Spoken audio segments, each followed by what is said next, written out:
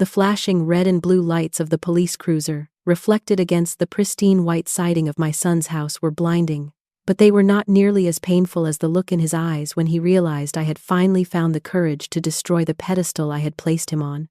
It is a terrible thing for a mother to realize that the umbilical cord she thought was a bond of love had turned into a noose around her dignity. But before we get to that night, the night the sirens wailed and the neighbors peered through their blinds, I need to tell you about the silence. Because catastrophic breaks in a family do not happen with a bang. They happen like a slow leak in a water pipe, rotting the foundation specifically and quietly until the whole house collapses. My name is Alara Vance, and I am 72 years old. For the better part of the last decade, I had become a ghost in my own life. I lived in a sprawling, 2-story craftsman house in a quiet suburb of Oregon, surrounded by Douglas fir trees that seemed to whisper secrets I could no longer hear. The house was too big for one person, filled with the echoes of a husband who had passed away 10 years ago, and a son who had grown up and moved just 4 miles away, but might as well have moved to Mars. For months, I had felt a physical coldness in my chest, a dull ache that doctors would probably attribute to age or circulation. But I knew better. It was the ache of irrelevance. My calendar was empty. The phone on the kitchen wall, an old landline I refused to disconnect, was a decorative object. My son, Mark, was a successful real estate agent. He was 45. Handsome in that polished, corporate way, driving a German luxury car, and wearing suits that cost more than my monthly grocery budget. He was married to Jessica, a 35-year-old woman, who spent her life curating a perfect image on social media. They had everything they needed. And yet, I seemed to be the one thing they could easily do without. When Mark did visit, it was always transactional. He would breeze in, checking his smartwatch, his eyes scanning the room not to see me, but to check the condition of the furniture or the roof. He would drink half a cup of coffee, decline my offer of a homemade cinnamon roll, and say he had to run because Jessica had a gala, or a photo shoot, or a headache. I would smile, nod, and tell him I understood. I always understood. I was the mother who gave, and he was the son who took. It was the natural order of things. Or so I told myself to keep from screaming into the void of my empty living room. Then came the call that changed the frequency of my existence. It was a Tuesday morning, gray and drizzly, when the phone rang. It was Julianne, my older sister. Julianne had moved to Paris nearly 20 years ago to pursue a late-life career in art restoration, and had stayed for the wine and the romance of the city. Her voice crackled over the line, vibrant and full of an energy that defied her 75 years. She told me she was coming home.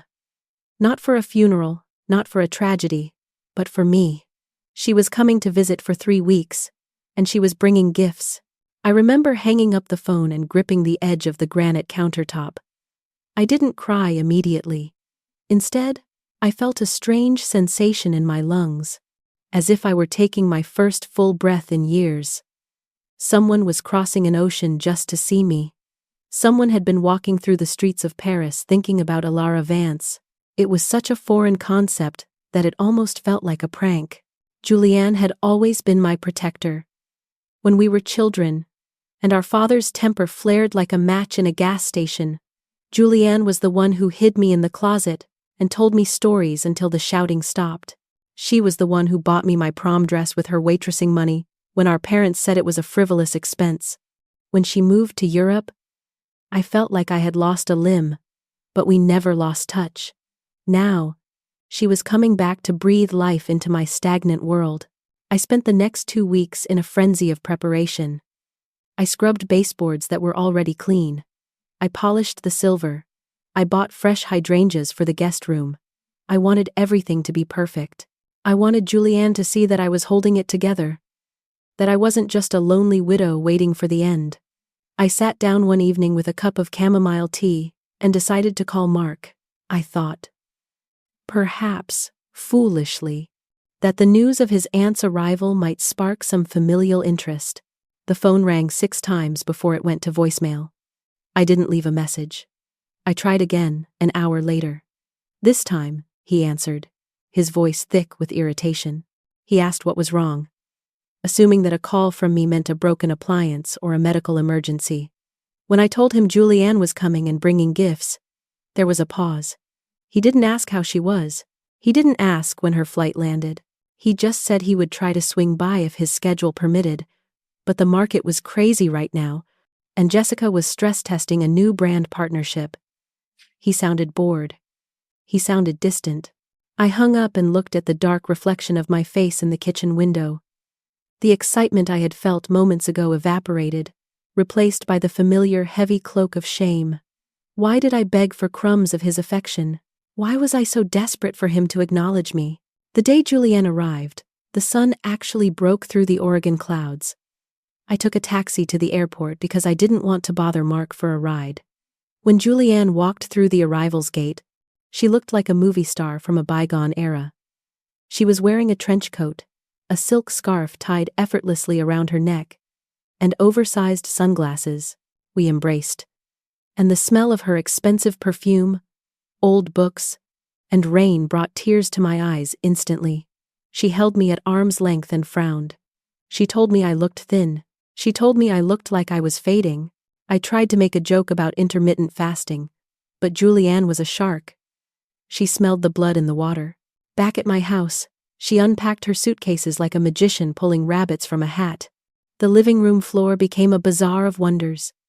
She handed me boxes wrapped in thick, creamy paper with gold lettering. She told me that for the last month, every time she walked past a shop window in Paris and saw something beautiful, she saw my face. The first gift was a vintage emerald brooch, Art Deco style, from an antique dealer in Le Marais.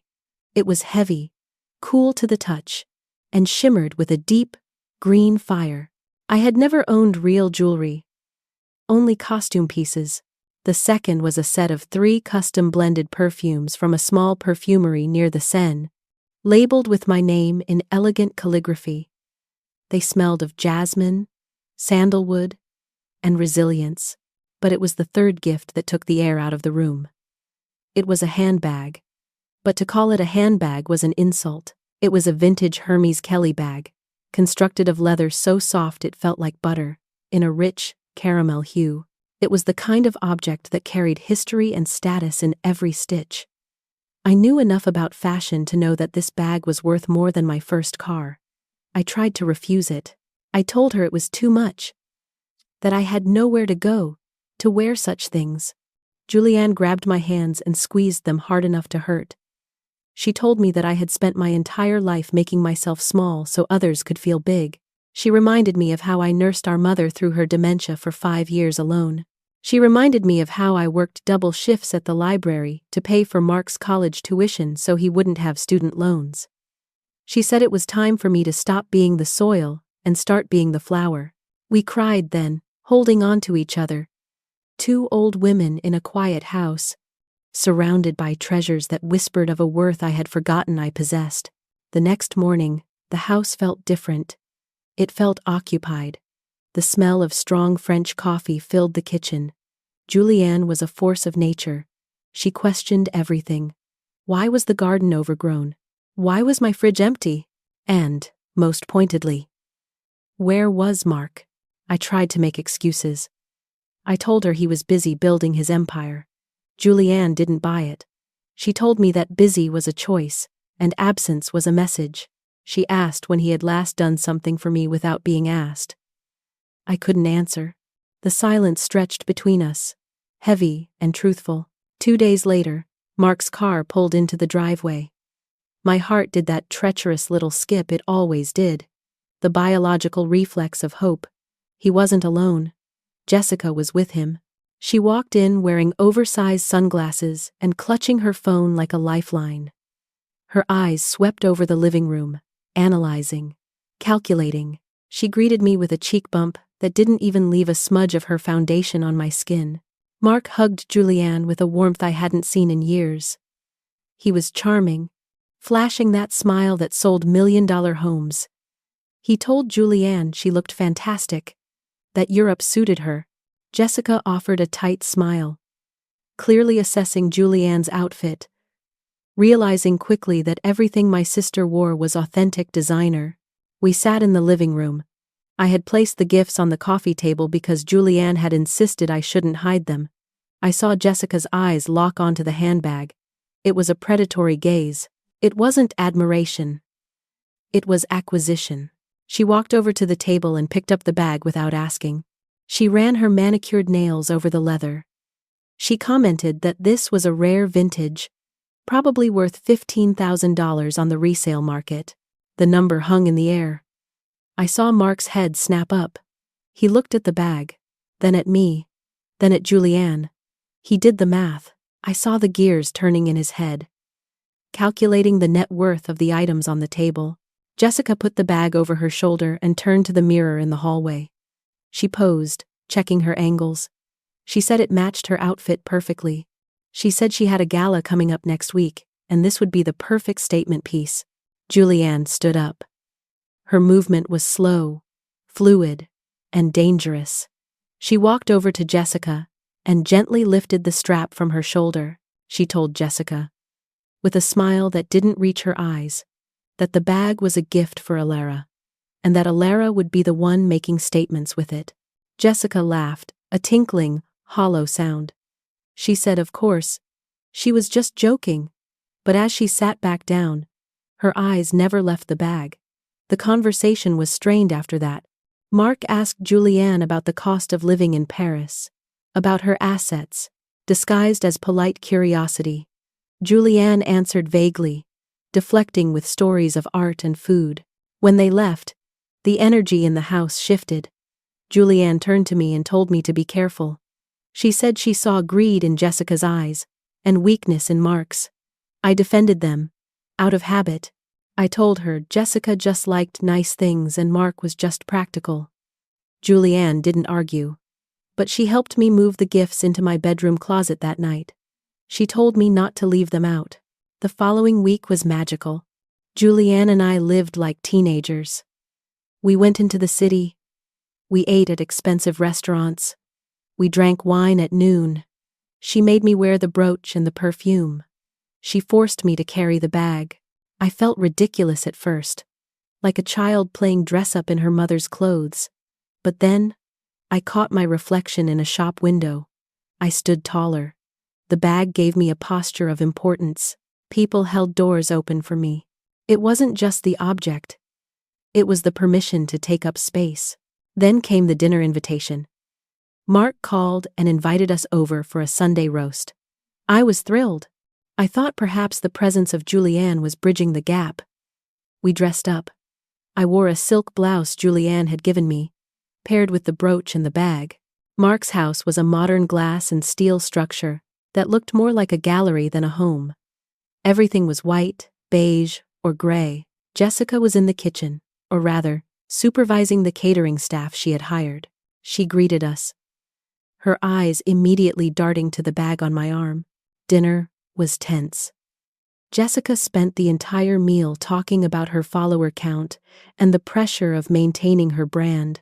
She turned to me during dessert and mentioned that vintage chic was very in right now. She said she had a photo shoot on Tuesday and asked, in a tone that sounded like a command disguised as a question, if she could borrow the bag. She said it would be great exposure for the bag, as if the inanimate object needed a career boost. I froze. I looked at Julianne. Julianne was cutting her pear tart with surgical precision. I looked at Mark. He was scrolling on his phone under the table. I took a deep breath. I said no. The word hung there. No. I explained that I was using it, and I was uncomfortable lending it out. Jessica's smile faltered. She looked at Mark. Mark sighed, put his phone down, and looked at me with that patronizing expression he used when I couldn't figure out the television remote. He told me to be reasonable. He said I hardly ever went out. He said the bag would just sit in a closet gathering dust. He said Jessica would take good care of it, and it meant a lot to her career. Julianne spoke up then. She asked Mark why he thought he had the right to inventory his mother's usage of her own property. Mark flushed. He said it wasn't about rights. It was about utility. He said it was selfish for me to hoard something so valuable when Jessica could leverage it. Selfish. The word struck me like a physical blow. I, who had worn the same winter coat for 12 years. I, who had eaten toast for dinner so he could have steak. I was selfish. We left shortly after. The car ride home was silent. I felt ashamed, not of myself, but of him. I felt the pedestal cracking. 2 days later, Julianne received an emergency call from Paris. A pipe had burst in her apartment building, threatening her collection. She had to leave immediately. She was devastated to cut the trip short. She made me promise to keep the doors locked and the gifts safe. She held my face in her hands before she got into the taxi and told me that I was the treasure, not the bag. The house felt twice as empty when she left. I was alone again with the silence, but now the silence felt hostile. 3 days after Julianne left, Mark came over. He was alone. He let himself in with the spare key I had given him years ago for emergencies. I was in the garden, deadheading the roses. When I came inside, he was in the living room. He seemed agitated. He started talking about the market, about a deal that had fallen through, about the pressure Jessica was putting on him. Then he pivoted. He told me that Jessica was really hurt by my refusal. He said she felt rejected by the family. He asked me to reconsider lending the bag. Just for a week. He said it would smooth things over. He said if I loved him, I would do this small favor to keep peace in his marriage. I looked at my son. I saw the desperation in his eyes. But it wasn't desperation for my love. It was desperation to silence his wife. He was weak. He was a man who would sell his mother's dignity to buy a quiet evening at home. I told him no. I told him the bag was a symbol of my sister's love, and I wasn't going to hand it over to be a prop in Jessica's vanity project. Mark's face darkened. He told me I was becoming a bitter old woman. He told me I was choosing a piece of leather over my own son. He stormed out, slamming the door so hard the windows rattled. I spent the rest of the day shaking. I moved the gifts. I took them out of the closet and hid them in the bottom of the old cedar chest in the attic, underneath blankets my grandmother had crocheted. I felt paranoid, like a criminal in my own home. The next afternoon, I had a doctor's appointment. It was a routine checkup. I was gone for 2 hours. I locked the front door. I checked the back door. I drove my old sedan to the clinic, sat in the waiting room, and read a magazine from 3 years ago. When I returned, the house looked normal. The front door was locked. I unlocked it and stepped inside. The air felt disturbed. It's a hard thing to explain. But when you live alone, you know the density of your own air. Someone had been there. I ran to the bedroom. The closet door was open.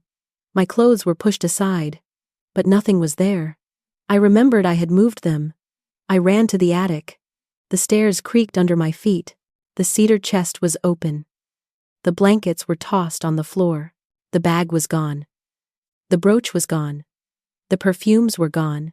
I didn't scream. I sat down on the dusty floorboards and vomited. It wasn't a stranger. A stranger would have taken the television. A stranger would have taken the silverware. A stranger wouldn't have known to look in the cedar chest in the attic. Only one other person had a key. Only one other person knew the layout of the house. I called Mark. He didn't answer. I called him again, straight to voicemail. I sat there for an hour, the reality of the betrayal settling over me like wet concrete. My son hadn't just stolen my things. He had stolen my safety. Fording the safety, who see there wasn't a Munders. He had violated the sanctuary of my home because he felt entitled to it. He believed that because I was old, because I was his mother, my possessions were just his inheritance waiting to be claimed. I called Julianne. It was the middle of the night in Paris. She answered on the first ring. I told her through sobs what had happened. I expected her to tell me to call the police. "I'm coming back," she said. Her voice was ice cold. "Do not call the police yet. If you call them now, He will deny it, and it will be your word against his. He will say you lost them. He will say you are senile. We need to catch them." "How?" I asked, wiping my face. "I have a plan," she said. "Just wait for me." Julianne arrived 48 hours later. She didn't look like the fun aunt this time. She looked like a general going to war. She didn't even unpack. She sat me down and told me what we were going to do. "We are going to go to his house," she said. "And we are going to get them back." "He'll deny it," I whispered. "He'll say he doesn't have them." Julianne reached into her purse and pulled out her phone. She opened an app. On the screen was a map with a pulsing blue dot. The dot was hovering directly over Mark's address. "I didn't tell you," Julianne said, her eyes flashing. "But that bag? It's not just a bag. When I had it restored in Paris, I had an AirTag sewn into the lining. Not because I didn't trust you, but because it's a $20,000 bag, and I didn't want you to leave it in a taxi." I stared at the dot. It was the smoking gun. We drove to Mark's house at dusk. The lights were on. We could see movement inside. I felt sick. I wanted to turn around. I wanted to pretend none of this was happening, but Julianne parked the car right in the driveway. We walked to the door. Julianne rang the bell. Not a polite ding-dong, but a long, sustained press. Jessica opened the door. She was wearing a bathrobe. When she saw us, her face went pale. She tried to close the door, but Julianne put her foot in the jamb. "We're coming in," Julianne said. It wasn't a request. We pushed past her. Mark was in the living room, a glass of scotch in his hand. When he saw me, he stood up, spilling the drink. "Mom? Aunt Julianne, what are you doing here?" He tried to sound surprised, but his voice cracked. "Cut the act, Mark," Julianne said, her voice echoing off the high ceilings. "We know you took them." "I don't know what you're talking about," Mark stammered. "You're crazy. You break into my house and accuse me of theft?" "You broke into my house!" I screamed. The sound tore from my throat, raw and unrecognizable. "You used the key I gave you for emergencies to rob me. I am your mother." "You're confused," Mark said, stepping closer, trying to use his physical size to intimidate us. "You probably misplaced them. You're getting old, Mom. You forget things." There it was. The weaponization of my age. He was gaslighting me. He was willing to convince me I was losing my mind just to keep a handbag. Julianne held up her phone. "Stop it. I have the tracker. Mark, the bag is in this house. The signal is coming from the master bedroom closet." Mark froze. Jessica let out a small gasp. "So here are your options," Julianne continued, her voice deadly calm. "Option A. You go upstairs, get the bag, the brooch, and the perfume, and you bring them down here right now. Option B. I call the police. I show them the tracking data. I tell them about the unauthorized entry. I press charges for grand larceny and elder abuse. And given that I am a relentless woman with significant resources, I will make sure it is on the front page of every local paper. Your real estate license? Gone. Jessica's brand deals? Gone." The silence in the room was suffocating. I looked at my son. I waited for him to apologize. I waited for him to fall to his knees and beg for forgiveness. I waited for the boy I had raised to reappear, but he didn't. He looked at Jessica. They had a silent conversation with their eyes. It was a calculation of risk. "Fine," Mark spat. "Take the damn things. They were wasted on you anyway." He turned and stomped up the stairs. Jessica refused to look at me. She studied her fingernails, picking at a cuticle. Mark came down holding the bag, the brooch, and the bottles. He shoved the bag into my chest. "Here. Happy? You got your precious stuff back. I hope it keeps you warm at night because don't expect me to visit anymore." I clutched the bag to my chest. It felt heavy, like lead. "I don't expect you to visit, Mark," I said, my voice shaking but clear, "because you are not the son I raised." The son I raised would have cut off his own hand before stealing from his mother. I don't know who you are, but you are not welcome in my home until you find your soul again. We left. We walked out into the cool night air. I didn't look back. The ride home was quiet. Julianne held my hand the entire way. When we got inside, she made tea. We sat in the living room. I looked at the gifts. They were just things. Leather, glass, stone. They were beautiful. Yes, but they were tainted now. I can't keep them, I said. Every time I look at them, I see his face. No, Julianne said firmly. That is exactly why you must keep them. If you get rid of them, you let him win. You let him take the joy away. You need to reclaim them. They are symbols of my love for you, Ilara, not his greed. Julianne stayed for another week. She hired a locksmith to change the locks on my house. We installed a security system. It broke my heart to arm the alarm against my own blood, but I did it. For months, the silence from Mark was absolute. I missed him, or at least, I missed the idea of him, but I also felt a strange sense of liberation. I stopped waiting by the phone. I stopped cleaning the house for guests who never came. I started going out. I joined a book club. I volunteered at the botanical gardens. And yes, I carried the Hermes bag. I wore the brooch on my coat. I realized that for years, I had been saving the best parts of myself for a son who didn't want them. I had been living in waiting mode. Now, I was living in living mode. 6 months later, on a rainy Tuesday, the doorbell rang. I checked the camera I had installed. It was Mark. He looked terrible. He had lost weight. He wasn't wearing a suit.